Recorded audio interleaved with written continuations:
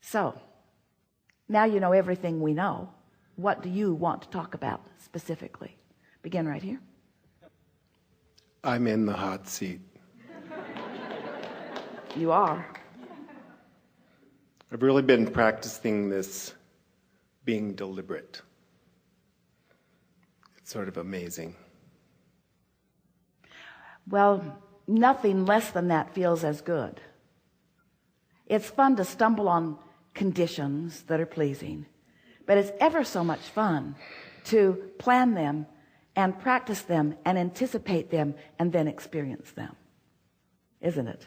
Isn't it? Isn't it? Isn't it? It's incredible. Yeah. So I said earlier, because I was the greeter, I'm going to be the first one. I didn't say it to anybody but me. And us. You think what you think is a secret?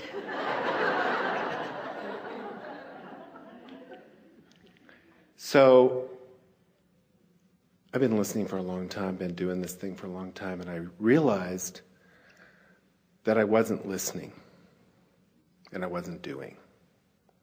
So a year ago, I said, I have one goal, to be happy. Yeah. And I started, really after that. That puts everything in perspective, because when your intention and attention is upon the way you feel, now your attention is upon your vibrational climate, your point of attraction. It's upon where you stand, which is everything.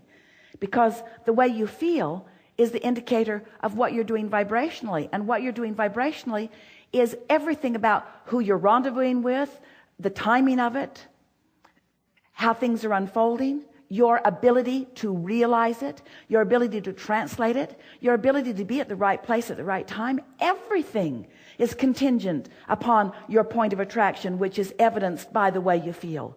So a goal to be happy, that's the goal. That's the in the back door, inside work of living happily ever after.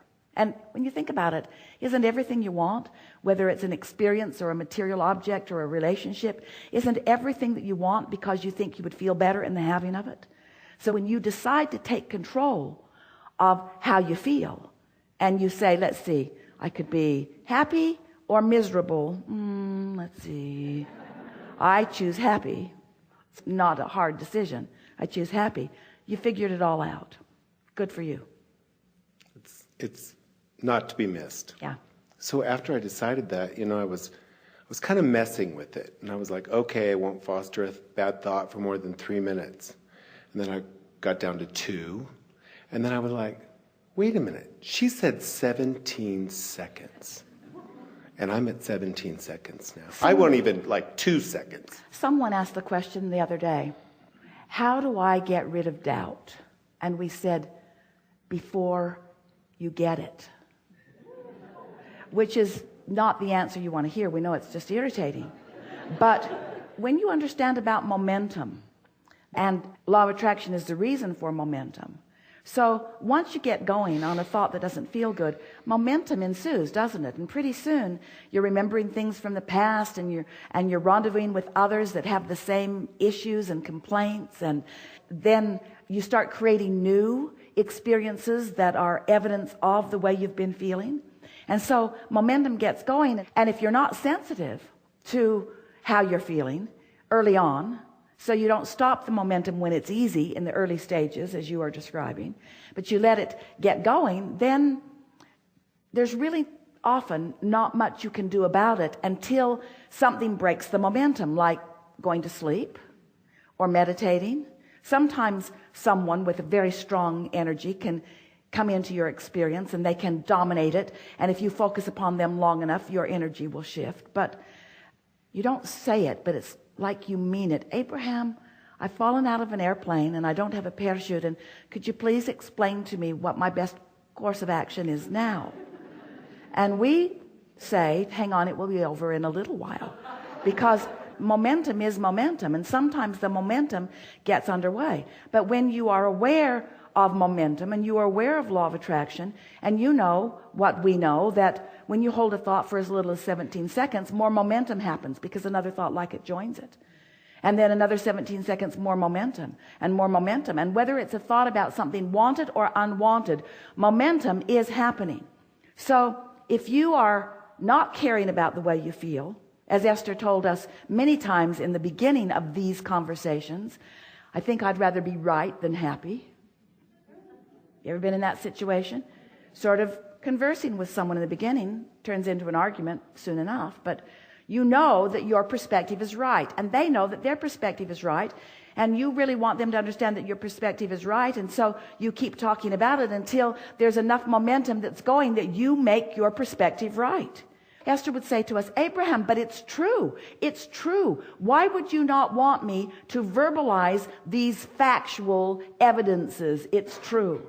And we say, well, the reason they are factual evidences is because someone made them true by focusing upon them. Do you want to do that too? Oh. That sort of puts fact and evidence in a whole new place, doesn't it?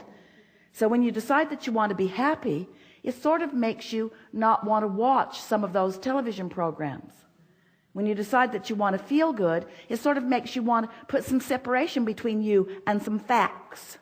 Some facts that are certain to activate some vibrations within you that are going to prevent you from being one who easily receives what you've put into your vortex of well-being, you see.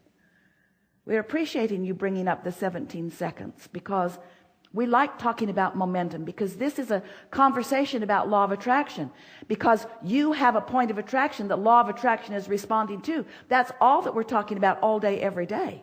So when you get it, that you have a point of attraction and that you're emanating some signal based upon what's active in your thought process at the time, and that equals your point of attraction, and that more thoughts like it are on the way to it. It's like putting your car on the top of a hill and deciding that you'd like to practice gravity and momentum. So you take it out of gear, you take the parking brake off, and you just nudge it just a little bit. Doesn't take much, does it? Just bump it a little bit from behind. Doesn't even take 17 seconds, really. Just nudge it. And it will begin to move. Now, if you come to your senses, as our friend's saying, 17 seconds, he doesn't let the momentum get going. You jump in front of your car, and it just bumps up against you. It doesn't hurt you one bit. There's not enough momentum.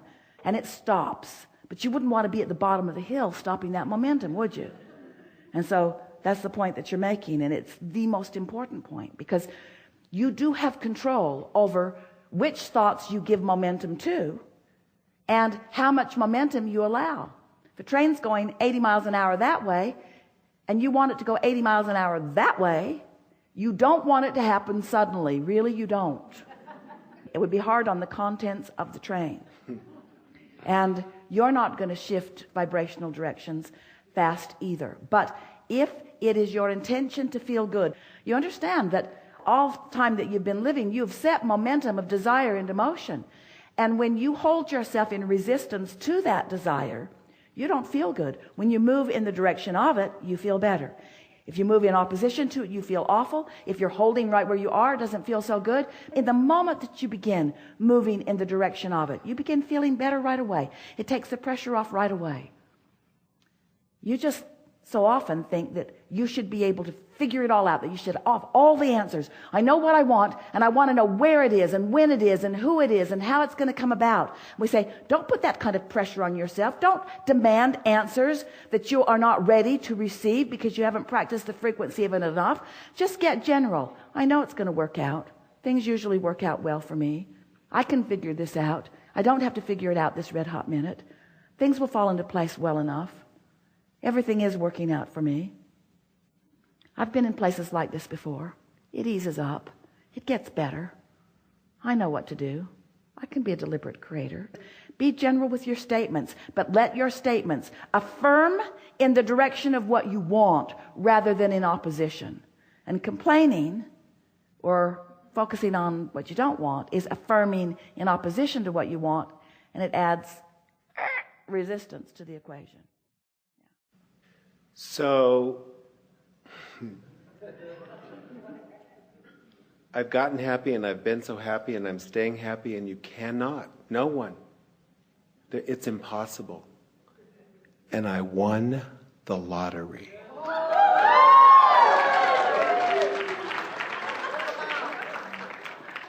Manifestation is fun, isn't it?